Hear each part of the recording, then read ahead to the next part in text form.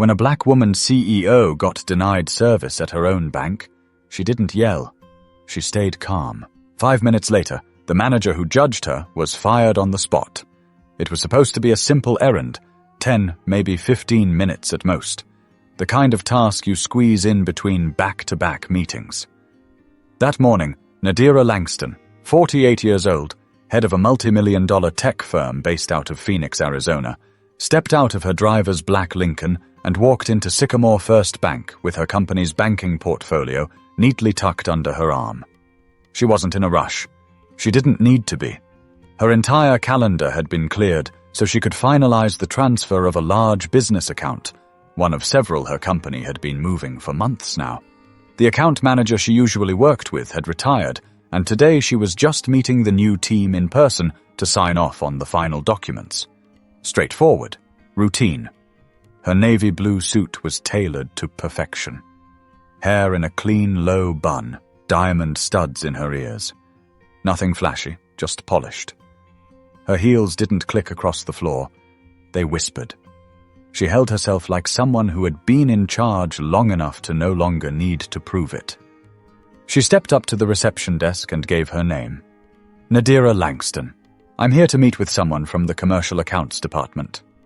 The young woman behind the counter looked up briefly and nodded, typing something into the system. Okay. Give me a sec. That's when it started. From a nearby glass office, a woman, mid-50s, pale blonde hair, rigid posture, stepped out and walked over with a smile that didn't quite reach her eyes. Can I help you with something? She asked, her voice clipped. Nadira turned and extended her hand. Yes, thank you. I'm Nadira Langston. I believe I'm supposed to meet with someone from the business team. I'm finalizing a transfer. But the woman didn't take her hand. She glanced at the folder Nadira was holding. And you are... With which company? I'm the CEO of Bluestone Dynamics. The account was handled by Peter Larson before he retired. The manager raised an eyebrow, barely hiding her skepticism. And you're here, alone? Yes, Nadira replied calmly. It's a private matter. There was a pause. One of those pauses that says more than a full sentence. The kind where judgment is dressed up as confusion. Right, the woman said, shifting her stance. Well, we typically don't allow walk-ins for high-tier accounts unless it's been cleared in advance. It was, Nadira said, still calm. She pulled out the confirmation email. Here's the appointment confirmation from your internal scheduler. Today, 9:30 a.m. The woman glanced at it, then back at Nadira. Are you sure this isn't meant for someone else in your company? Nadira blinked once, slowly. I run the company. Another pause. My name's Cheryl Bainbridge. I'm the branch manager. We've had a few incidents recently. People misrepresenting their credentials to access high-value accounts. You understand, I'm sure. Nadira understood plenty. Cheryl, is it? She said, her voice still cool, still even. Would it help if I showed you my license, my corporate ID, and the transaction documents I'm here to authorize? Cheryl's smile tightened. It's just protocol, Ms. Langston. Don't take it personally. That line always came when something was personal. Nadira had heard it too many times, from too many boardrooms, airport lounges, and hotel lobbies. But before she could say anything else, Cheryl gestured to the receptionist. Can you please call security? Just to be safe. We need to verify her claims. Nadira's jaw didn't move. Her voice stayed level. You're calling security? On the CEO of one of your largest incoming clients? Cheryl's posture stiffened further. I didn't say that. I just said we need to verify. And that's when something shifted in the room. A low murmur from a man sitting in the waiting area. A glance exchanged between two tellers behind the counter. The energy changed. Because it was clear Nadira had done everything right and was still being treated like she didn't belong. But Nadira wasn't about to let it go. Not this time. The bank lobby wasn't packed, but there were enough people to witness what was happening. An older man waiting in line shifted awkwardly. A woman sitting near the loan office pulled out her phone, pretending to check email, but her eyes stayed on Nadira and Cheryl. The security guard hadn't arrived yet, but Cheryl stood her ground like she expected backup any second. Nadira slowly opened her folder. Inside were all the documents needed to verify who she was. Business cards, certified articles of incorporation, 2 forms of ID, and the bank's own documents detailing the account transfer. She laid them out on the reception desk one by one, like a dealer at a card table. Calm. Precise. "Here," she said. "That's my Arizona state ID. This is my company's EIN confirmation.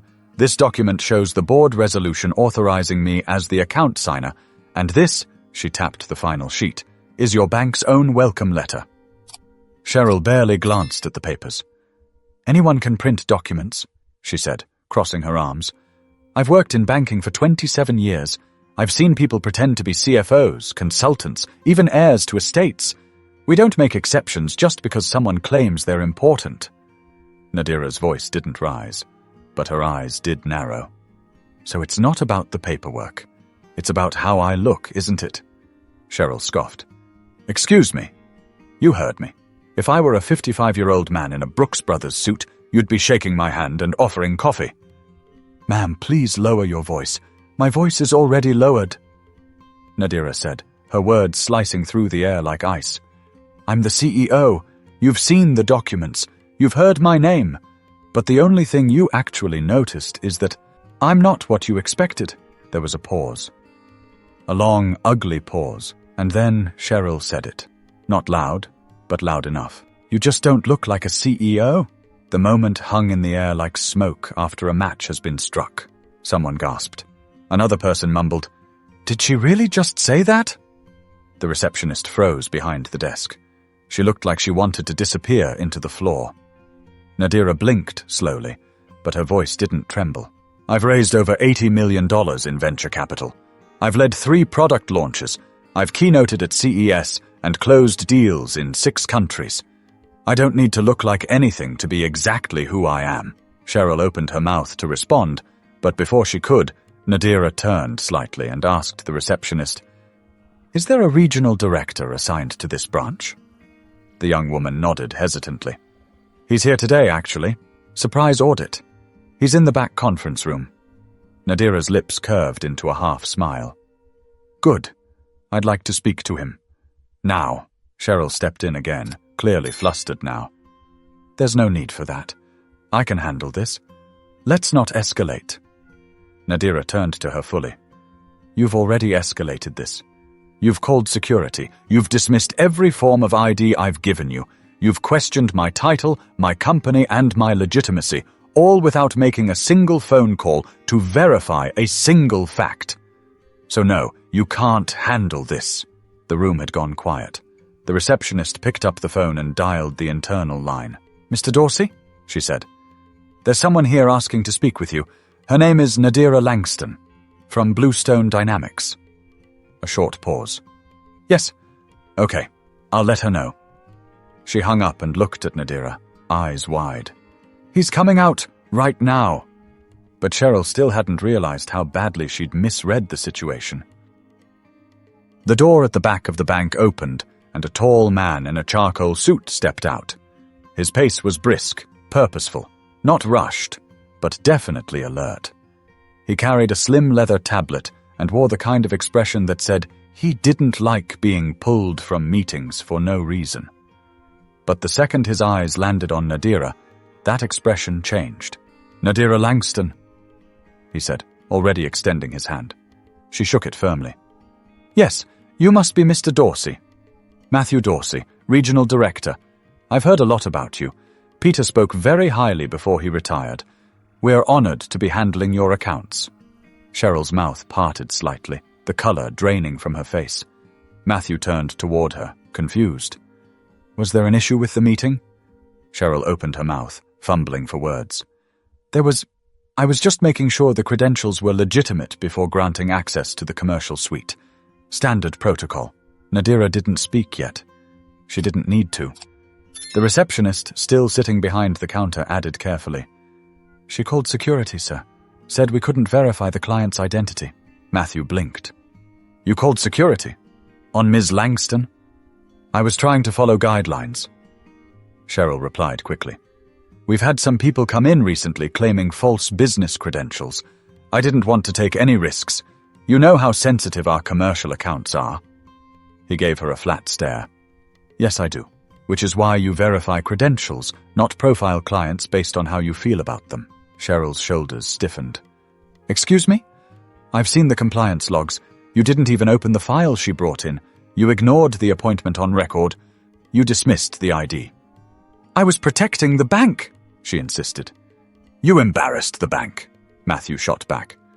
You just publicly humiliated one of the most high-profile clients we've onboarded this year, in front of customers, in front of staff, with zero justification. A security guard finally appeared at the front, radio on his belt, scanning the room as if expecting a problem. Matthew waved him off immediately. We're good here, Eric. False call. Cheryl tried again, her voice trembling now. She came in alone. She wasn't on the regular calendar. She was on the updated internal calendar, the one your assistant manages. The same one you approved every Monday morning. You just didn't check. Nadira stepped forward slightly, voice low but clear. You didn't hesitate because something was missing. You hesitated because I didn't match your picture of who's allowed to carry this kind of power. Matthew didn't interrupt. He let the silence hang. There was nothing left to explain. Cheryl's lips parted again, but no words came. Miss Langston, Matthew said, turning back with professionalism restored. Would you mind coming with me? I'll personally handle your transaction from my office. Nadira nodded once. Gladly. They began walking away, past the rows of desks and glass-walled offices. Cheryl remained frozen near the front desk, eyes wide, expression unreadable. No one approached her. The receptionist stared at her keyboard. The security guard walked away slowly, as if unsure what to do next. Just as they were about to disappear down the hall, Matthew stopped and turned around. Cheryl. She looked up, visibly startled. My office. After this meeting. We'll be discussing your role here in detail. He didn't raise his voice. He didn't have to. But by then, Cheryl could already feel the ground shifting under her feet. Matthew's office was sharp but not flashy. Clean lines, 2 chairs across from his desk, a tall window with morning light stretching across the carpet. Nadira didn't sit until he offered her the seat, and even then her posture stayed straight, her presence steady. He closed the door gently, then turned back toward her. Miss Langston, I want to apologize for what just happened. That shouldn't have occurred. Not here. Not anywhere. You were treated unfairly. I appreciate that, Nadira said calmly, placing her folder on the desk. But this isn't the first time. Probably won't be the last. Still, Matthew replied, leaning against the edge of his desk. We have protocol for a reason. To prevent exactly this kind of thing from happening. Cheryl ignored every step. She didn't just ignore protocol, Nadira said. She made a decision about me the moment she saw my face. Matthew exhaled through his nose, folding his arms. I can't argue that. He picked up the documents she had laid out again, flipping through them silently. He wasn't rushing.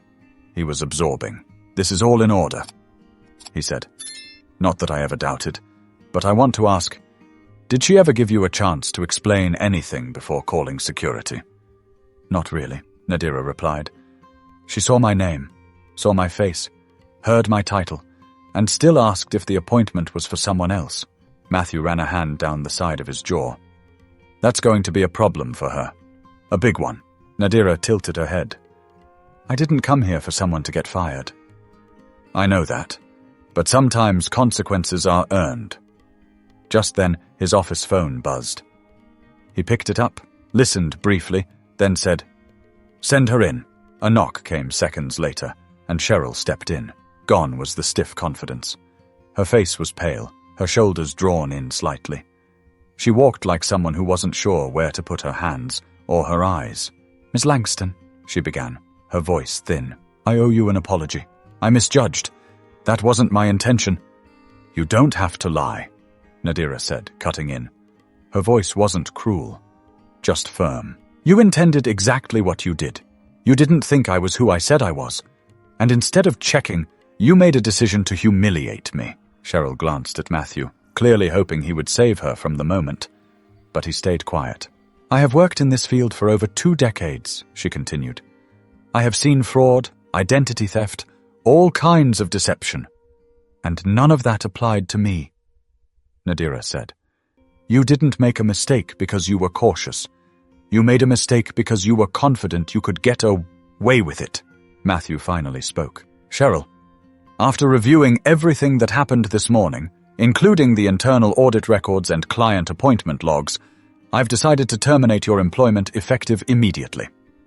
Cheryl blinked. Terminate? Are you serious?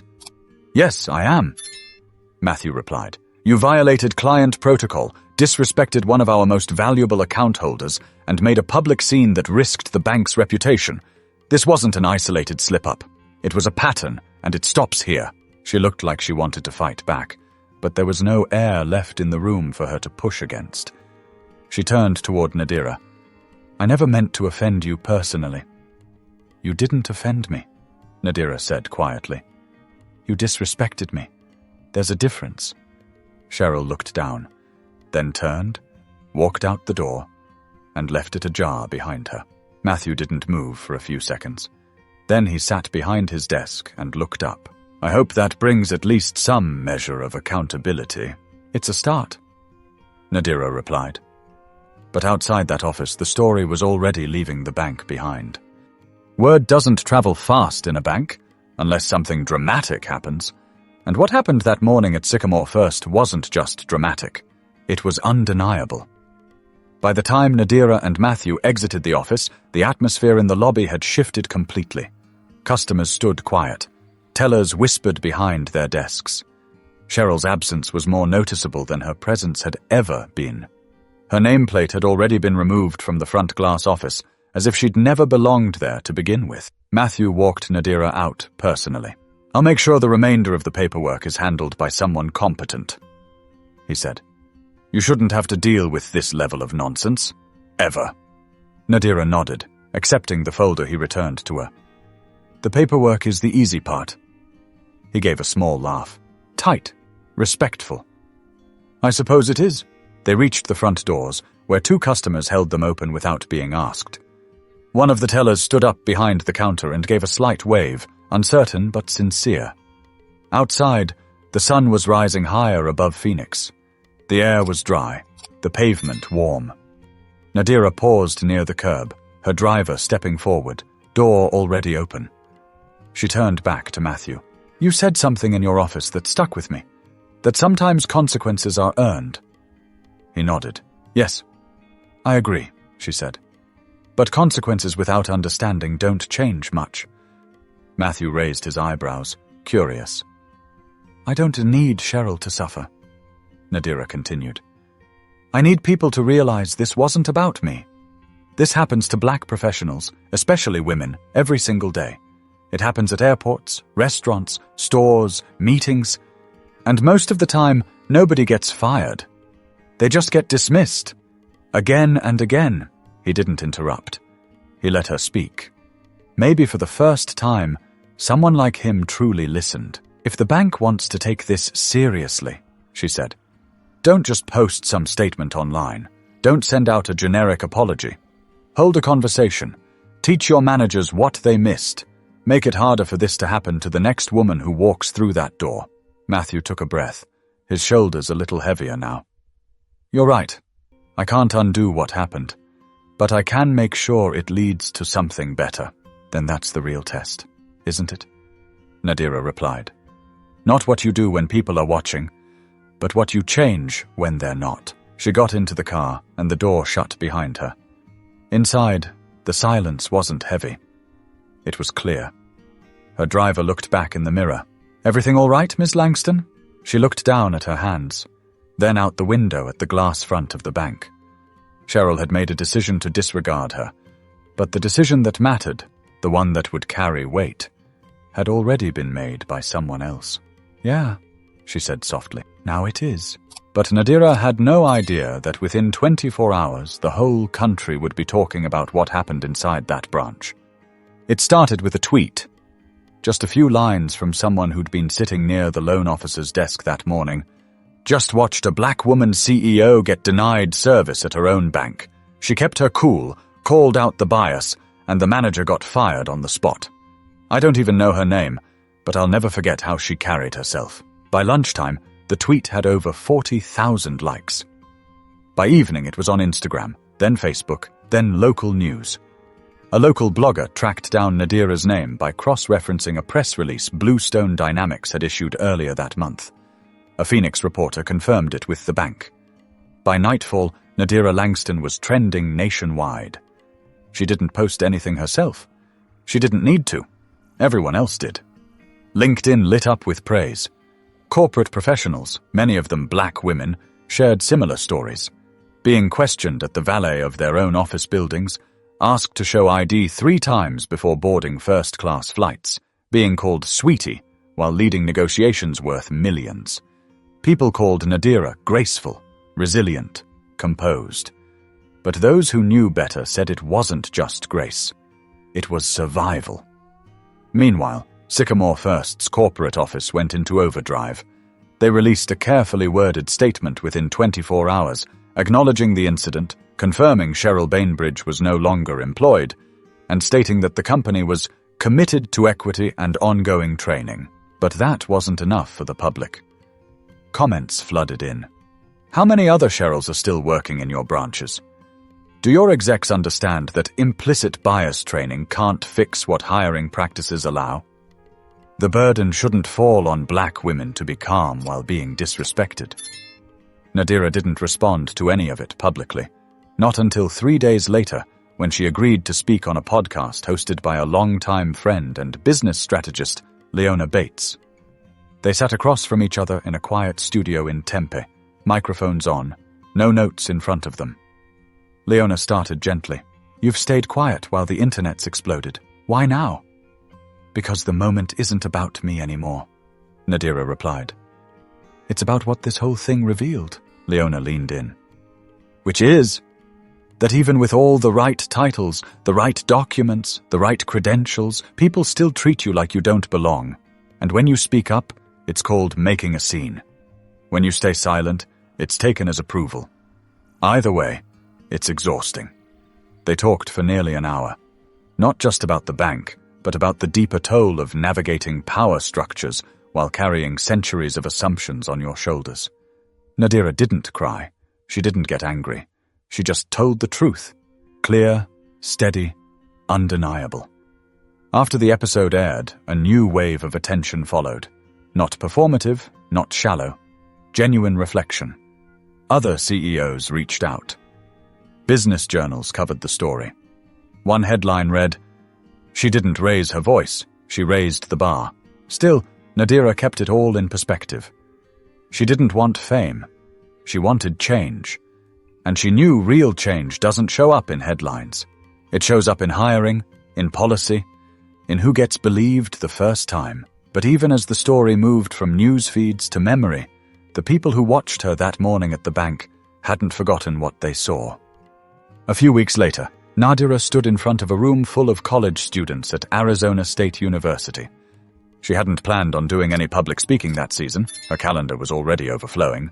But when a business ethics professor reached out and asked if she'd talk to her class, she said yes without hesitation. It wasn't a flashy event. No stage lights, no press. Just 40 students, some scribbling in notebooks, others hunched over laptops, waiting to hear from the woman whose story had turned a routine bank visit into a national discussion.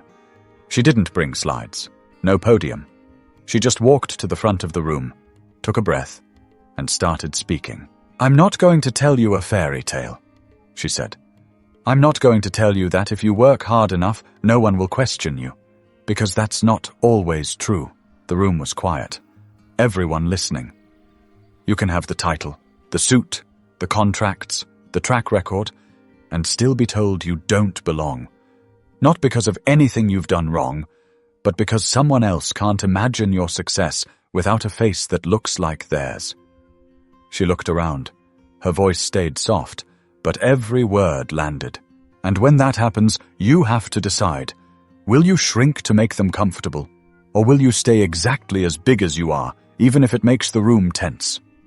A young man in the front row raised his hand. "How did you stay calm when it happened? Weren't you angry?" Nadira nodded slowly. "Of course I was. But anger's only useful if you know what to do with it. That day, I used it to stay present. I used it to make sure she couldn't dismiss me without looking me in the eye while doing it. Another hand went up, this time from a young woman. What would you say to someone just starting out, who hasn't built a resume like yours yet? Nadira paused. Know your worth before anyone else has the chance to define it for you. And if they try to shrink you, speak anyway, even if your voice shakes. There was something about the way she said it, like she was speaking to herself as much as to them. After the talk, students lined up to thank her. Some just wanted to shake her hand. Others wanted advice. One young woman quietly said, "I'm in engineering. I've been thinking about quitting. I didn't think there was room for someone like me. There is," Nadira said, looking her in the eyes. "And if there isn't, make it." That night, back at her office, Nadira sat alone at her desk, sipping a cup of tea. Her inbox was still full. Her phone kept buzzing. The attention hadn't died down completely, but she knew it would eventually. Public memory was short, but some people would remember. The students, the customers in that bank lobby, the employees who saw a manager lose her job because someone refused to back down. And maybe, just maybe, the next time a woman like her walked into a place she wasn't expected, she wouldn't be questioned first. She'd be greeted, respected, because of one moment, one voice, one refusal to stay quiet. If this story moved you, even a little, share it. And remember, change doesn't always start with loud protests or viral headlines. Sometimes it starts with a calm, unwavering voice that says, "This isn't right."